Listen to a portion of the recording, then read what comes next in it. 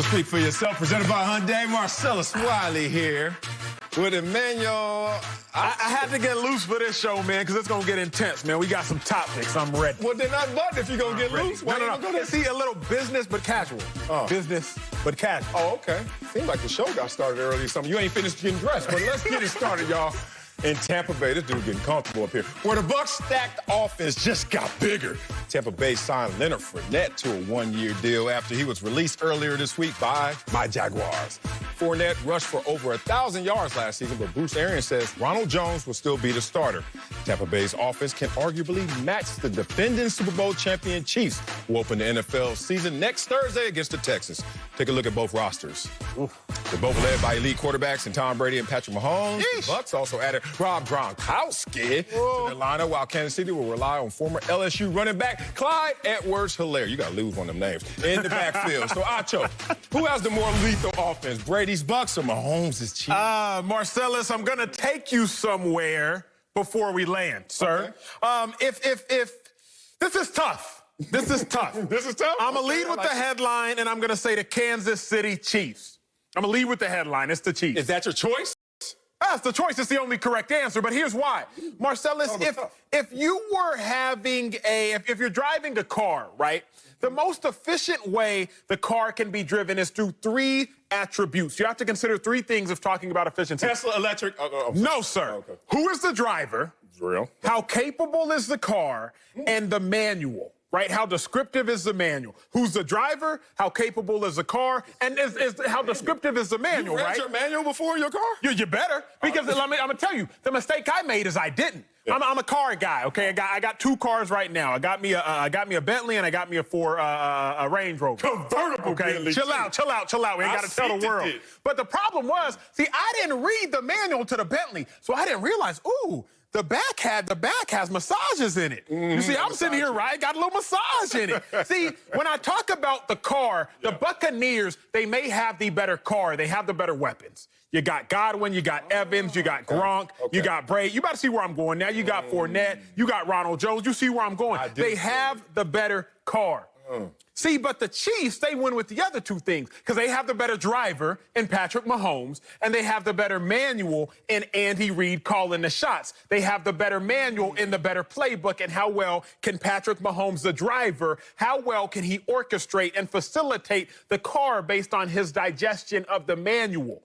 And so while the Chiefs, the Bucs, I can concede, okay? I'll concede to that. I'm going to beat you at your own game, beat you at your own argument. Here we go again. And I'm going to concede to the fact that the Bucs have the better offensive roster. But the Chiefs have the better best player, and the Chiefs have the better manual in Andy Reid, and therefore the Chiefs have the better offense. Okay, so we're going to take it from better roster in terms of talent and go more lethal offense because you're saying, how are you going to execute with that talent? That's where I'm going. Yes, that's where I'm going. Okay, and you got me lost in driving with you and riding with you because you got to the wrong destination. I was between the yellow lines, Marcellus. I was between the lines. Tell that to the officer, okay? I don't know where you went, but you went off course. Here's the one thing.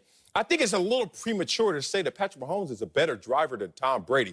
I know you don't want to go career accomplishments. We can't. It's irrelevant. So now you want to go, well, right now in this moment. Absolutely. And then it makes me say, well, last time they faced each other in a high-pressure situation, high-leverage moment was the playoffs a couple years ago, and I wonder who advanced out of that. The year Mahomes was MVP? You're referencing that year? Yeah, the year he was MVP. He was NFL MVP. Didn't go to the Super Bowl. Because somebody jumped off sides? You're talking about that year? Fantasyland again. I know. That's where you drove me to Fantasyland again. Nacho's favorite place, Fantasyland, where ifs are fifths. Let me tell you this. I think it's a little premature, even though, look, if I'm building a roster going forward, Patrick Mahomes, Lamar Jackson, those are the two quarterbacks I'm looking at, not Tom Brady. But we can't sneeze at the weapons, and not just the weapons, but how they can execute. Let's talk about how they're going to be able to move the chains. Leonard Fournette was fifth in moving the chains and first downs on a sorry team. When everybody's like, we're going after you, Fournette, to stop you, he still went out there over 1,000 yards and actually caught, 70 balls out the backfield? Like, Leonard Fournette got hands with his big old thick boulders. People don't see that coming. Here's another thing. The best duo on the outside, Most lazy fans wouldn't think that Tampa Bay has the best duo when you think of the Chiefs' weapons. When you look at the Chiefs, you're like, look, they got 3 guys going out there, Hill, Watkins, and Hartman. You would think that those 3 guys would combine to have more production than the 2 in Tampa. Not the case. Not the case. Now you bring in the moxie. You bring in Tom Brady and his greatness. Maybe it's the yesterday's greatness that's going to mix with today's production and today's talent. That's where I'm driving my car. You just, as a defensive player, defensive coordinator, you're sitting in that room, coach got the red laser, we're watching video, and he's saying, this is how we're going to attack Tampa.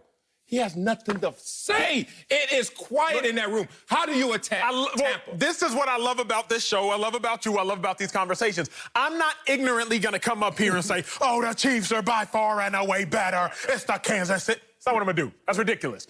Look. Understand your opponent.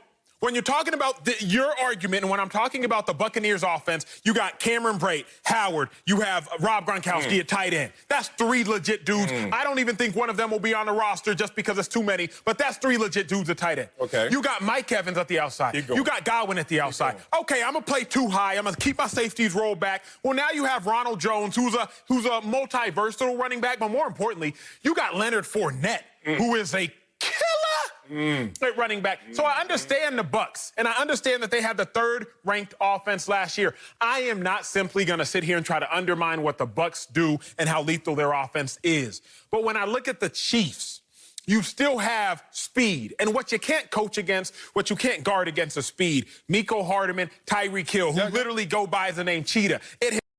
His ring ceremony 2 days ago, he wore a leopard or cheetah print outfit because he understands he embodies speed. Okay. But then most importantly, Marcellus, you have the man who threw 50 touchdown passes 2 years ago, was NFL MVP. Brady did that a long time ago. That's my point. Long time ago. Whatever. But then you also have the Super Bowl MVP. But more. No, Brady did that a long time ago. But most importantly, you got the head coach in Andy Reid, who to me, not even to me, statistically, he's accomplished more than Bruce Arians. So it's a tough argument. It genuinely is. But if you're telling me who am I more scared of, I'm not just scared because of the threat of the Buccaneers, because that's what it is right now. Tom Brady intimidates you because of his shadow. You feel you? I got you. Rock with me. Rock with me. He intimidates you because when you walking down the alley, you see that shadow. It's like, uh-oh. It rings all around. Who is behind me? All them rings. But then you turn around, you're like, oh.